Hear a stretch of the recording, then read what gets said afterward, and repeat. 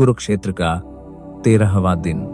धूल से भरा आसमान, कांपते हुए सैनिक और युद्ध भूमि के बीचों बीच कौरव सेना का एक भयानक जाल, चक्रव्यूह। कौरवों के सेनापति गुरु द्रोणाचार्य ने ऐसी युद्ध रचना बनाई थी जिसे तोड़ना लगभग नामुमकिन था। पांडव सेना में हाहाकार मचा हुआ था क्योंकि अर्जुन उस समय युद्ध भूमि से दूर थे और युधिष्ठिर जानते थे इस व्यूह को भेदना केवल अर्जुन को ही आता है।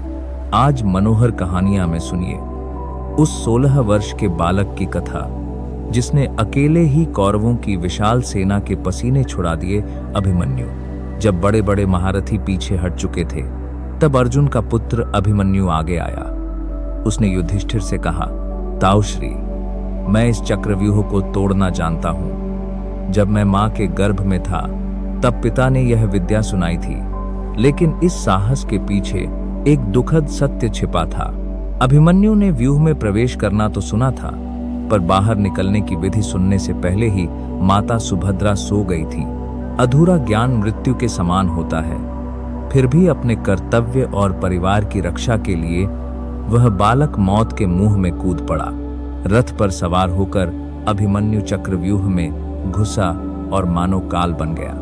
दुर्योधन, कर्ण और स्वयं द्रोण जैसे महारथी उस किशोर योद्धा के सामने टिक नहीं पा रहे थे।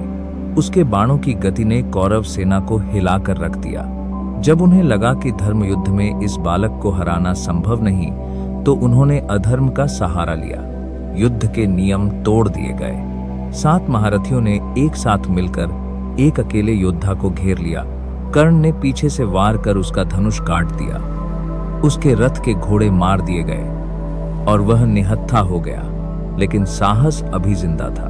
हथियार न होने पर अभिमन्यु ने रथ का पहिया उठा लिया और अंतिम सांस तक लड़ता रहा। अंततः दुशासन के पुत्र ने धोखे से गदा का प्रहार किया और वह वीर बालक धरती पर गिर पड़ा। कौरवों ने उसका शरीर तो मार दिया, लेकिन उसका साहस अमर हो गया। आज भी जब वीरता की बात होती है तो अर्जुन से पहले अभिमन्यु का नाम लिया जाता है। दोस्तों, यह कहानी हमें सिखाती है हिम्मत उम्र से नहीं, जिगर से होती है। आप क्या सोचते हैं? क्या कर्ण द्वारा पीछे से वार करना सही था?